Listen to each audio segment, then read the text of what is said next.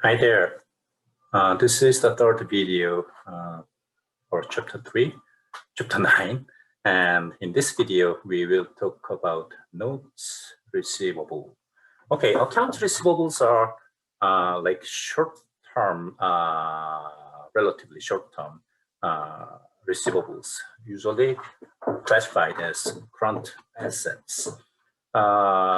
In comparison, long-term receivables note receivables are usually long-term, and it is usually long-term receivables are accompanied with interests.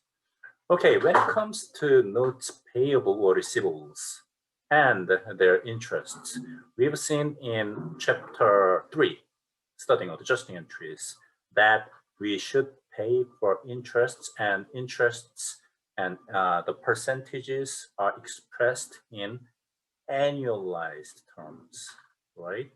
So whenever you see an annualized percentage, you should convert it to the related length of time. And also in chapter 3, we've studied that I usually label interests as time value of money, meaning as the time that the bank lended you the money. During the time for which bank lended money to you, bank is losing the opportunity to make money, right? Using them, make extra money running the money that they lended to you, right?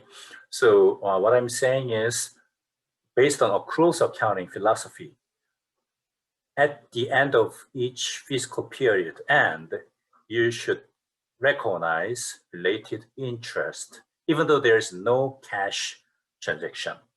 So in terms of accounts receivables, you should recognize interest revenue, even though you didn't receive the cash at the end of a fiscal period end. Well, in theory, it's that simple, but I think that it is best understood using an example like this. This is from your textbook chapter and exercise. Record the following transactions of Rebecca in the general journal. 2020, May 1st, received a 9,000 12-month 10% note in exchange for Mark Chambers' outstanding accounts receivable. December 31st, accrued interest on the chamber note. December 31st, closed interest revenue account. I think this one is chapter 4 topic. We don't have to do this. Let's skip this one. And then next year, May 1st, received principal plus interest on the chamber note. No interest has been accrued in 2021. Let's prepare entries for May 1st, December 31st of 2020, and May 1st of 2021. Okay. Then,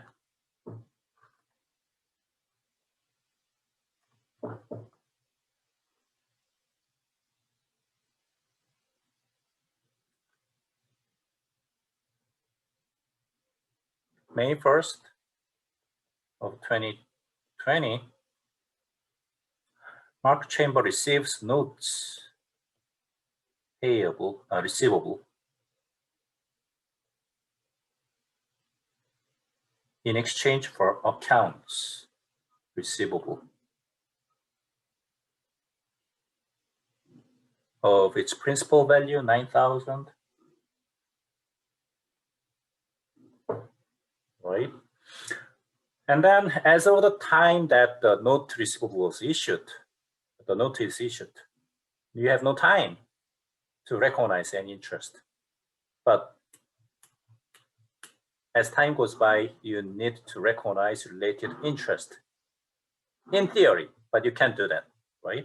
As a result, you only, in practice, recognize the interest only once at the end of each period.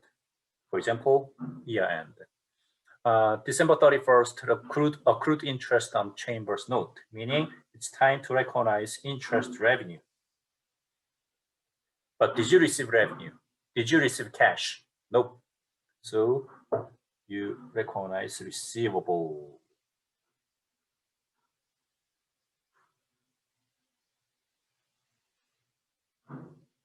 How much is it?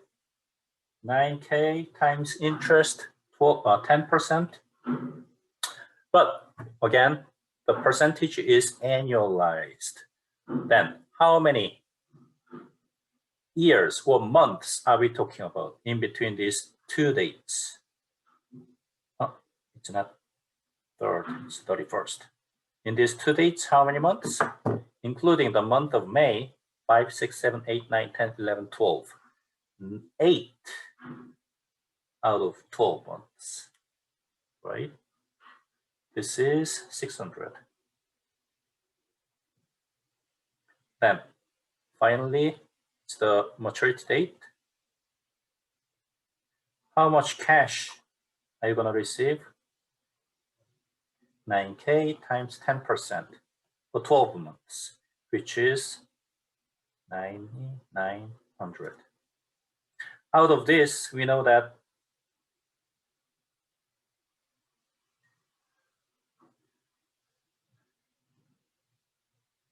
$9,000 is the principal. And how much is interest? Interest is 900, right? But out of 900, we've recognized already 600 as the revenue. So we can only recognize the rest. Again, out of 900, 600 is already recognized. So we can recognize as of this time, this date, interest of only the remainder, 300.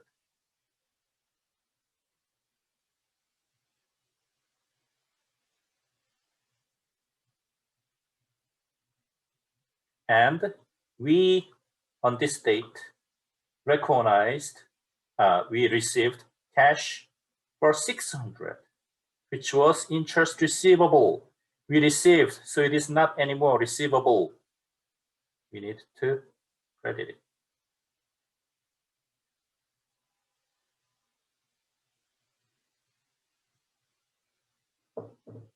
Okay, fairly simple. All right, so accounting for notes receivable is done. Then let's move on to the disposal of notes receivable and accounts receivable, another topic. First, disposal of notes receivable, accounts receivable. Okay.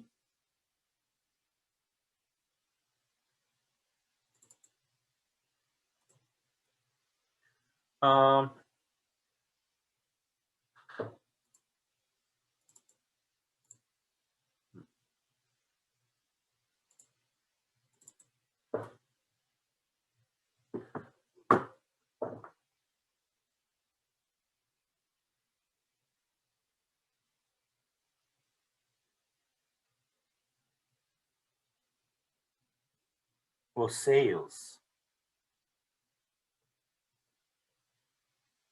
of notes accounts receivable. That is, again, my friend Sean, right? Let's assume that he made sales of the last year 1 million. Wow, 1 million. It sounds awesome, right? But unfortunately, out of 1 million, 999,000, which is 99.9% of his sales, was indeed accounts receivable. Is it good? That means out of 1 million, only 1,000 is available as cash for him to run his business next year. Can he do that? No. Using only $1,000 cash, he cannot, for example, pay to his suppliers the money that he needs to secure the inventory for the next year's sales of another 1 million, hopefully, right? So having too much of accounts receivable is hurting the business. his business, right? So he's sort of cash restricted. He's in pain. Then, knock, knock, someone is knocking his door. Here's cash. Oh, lovely. By the way, who are you? Who has a lot of cash? It's banks, right? Some bankers come to him and then says that, oh, hey man, I can give you cash. What? For free? No. We can buy your accounts receivable.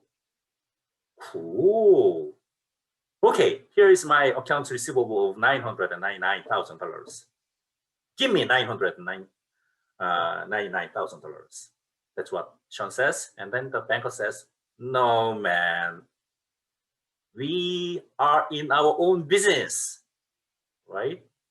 They say that I am selling you, I am buying from you the accounts receivables of $999, but we will charge some fee. As a result, I will give you cash, which is less than $999, like $961. Getting $39,000 as our own revenue. Yay! The banker is happy. My friend Sean is happy also because he gets some cash, right? So that's the deal. And in this deal, the bank is called factors. This kind of deal is called factoring.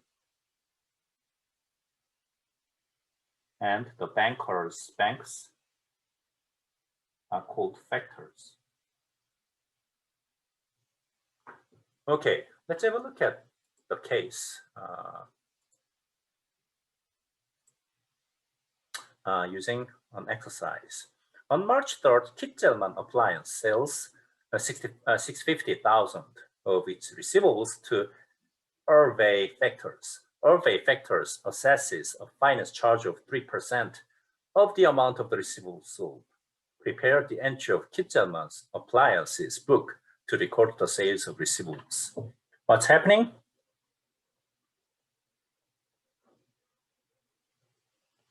Kitzelman receives cash because they sell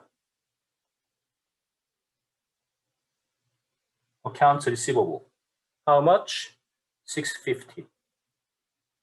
Did they receive the entire 650? No.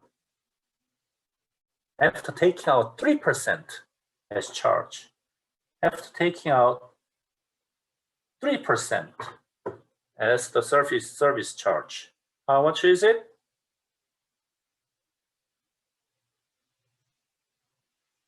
$195K as service charge. Expense. The rest of them, which is 455K, or 97% of 650. Oh, is it correct? I have a bad feeling. Oh my, I should have added decimal point. Okay.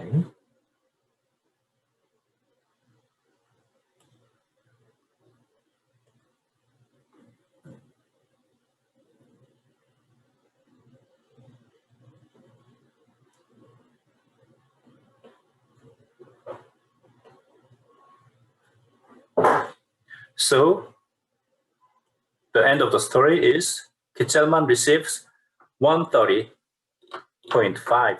Oh my, I did. Oh my, I made a big mistake. Yeah, sorry about that.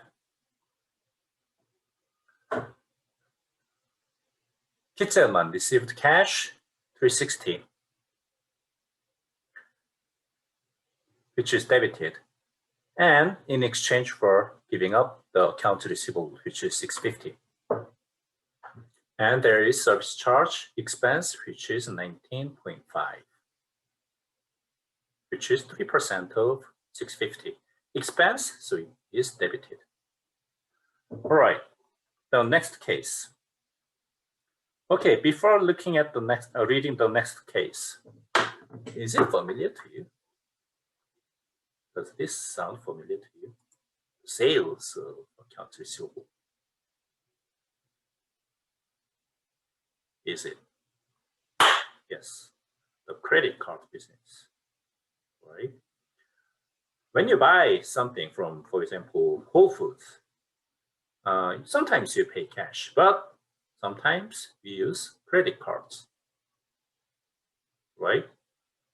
Which is not our payment of cash to Whole Food, right? Then what happens is when you when the card reader reads your credit card information at Whole Food register, what happens is they read the information from Visa or MasterCard, right, or Amex, and then sends the card information to Visa or the factors, right? And then they confirm, and also they check. I mean, the Visa or MasterCard, whatever it is, they check with your bank, where the credit card is issued, so that to confirm that there's no problem with the payment, right? And then they send the approval message to Whole Food, and then your use of credit card is approved, right? Which is, and then the MasterCard or the bank confirms that we will, instead of the customer, we will send you the cash to the Whole Food. That's a promise. Meaning Visa is taking the accounts receivable for you, right? So they are buying the accounts receivable from the Whole Food. So basically, credit card business is another type of factoring. Okay, here is the example. May 10th, Fillmore Company sold merchandise of 3,000 and accepted the customer's America Bank MasterCard. America Bank charges a 4% service charge for credit card sales. Prepared the entry on Fillmore Company's books to record the sales of merchandise. Okay, the journal entries are just the same. Cash, service, charge, expense, and accounts receivable of 3,000, 4%, so 120, and 2,880, right? Which is 4% of 3,000. Okay, so just a quick comment. Have you heard about the word fintech? What is that? Financial technology, or finance and technology. Honestly, not sure which one is correct. But the key here in fintech is finance and technology are being merged, right? Fintech. Do you know, can you give me an example of a fintech company? Like Robinhood. Do you know the company? It's a trading app, securities trading app. It's an app company. It's not traditional finance company, but it became a financial company, right? So it is a fintech company. What is another example of a fintech company? You say Apple is an example of fintech company. They recently, like beginning from 2 years ago, they began their credit card service, right? Apple became a factor, right? It's not so cool, but Apple became a factor. They joined a factoring business. That is, they became part of their business is now a finance in the finance industry. So it's cool to catch up with the recent development of the business, right? Okay, that's the sales or disposal of accounts receivable. Then one more topic is disposal of notes receivable. When it comes to the disposal of notes receivable, there is a tricky issue of you being dishonored. What it means is the same as accounts receivables case. It is possible that you, in the end, cannot collect the cash for accounts receivable. In such a case, what should you do? Yes, as you can guess, we can use our allowance, right? If we expect that we will not, in the end, collect the cash from notes receivable, we can use allowance, as we did for accounts receivable. But if we expect that we will receive soon the notes receivable as cash, then maybe recognizing it and writing off using allowance is sort of too much. In such a case, you convert the notes receivable and related interest as accounts receivable, which means I will receive it soon as cash.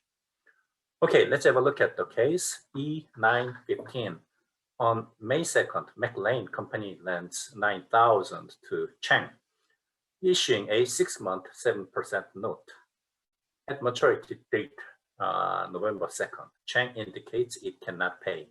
A, prepare the entry to record the issuance of the note. B, prepare the entry to record the dishonor of the note, assuming that McLean Company expects collection will occur. C, prepare the entry to record the dishonor of the note, assuming that McLean does not expect the collection in the future. Okay, in these three cases, your journal entry is gonna be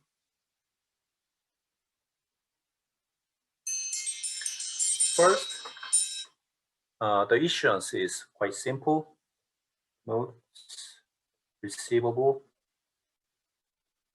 because you lend cash of 9K and 9K. B, it's dishonored, but you expect you will collect cash pretty quick, pretty soon. Pretty soon meaning you can recognize that expectation as accounts receivable. How much is it? 9K times a plus interest. 9K times 7% times 6 months, right? So it is 9,000 times 1.035, right? 3.5%. So 9,000 times 1.035 is 9,315. So this is your interest portion, meaning you have notes receivable together with interest revenue, each 9K and 315. But if you don't think you can collect it as cash, then again, you use your allowance. 9K notes receivable, right? And you don't expect you will collect interest when you cannot collect the principal, right? Okay, that's the end of the video. We will talk about analysis of the receivables in the next video and then finish this chapter. Okay, see you there. And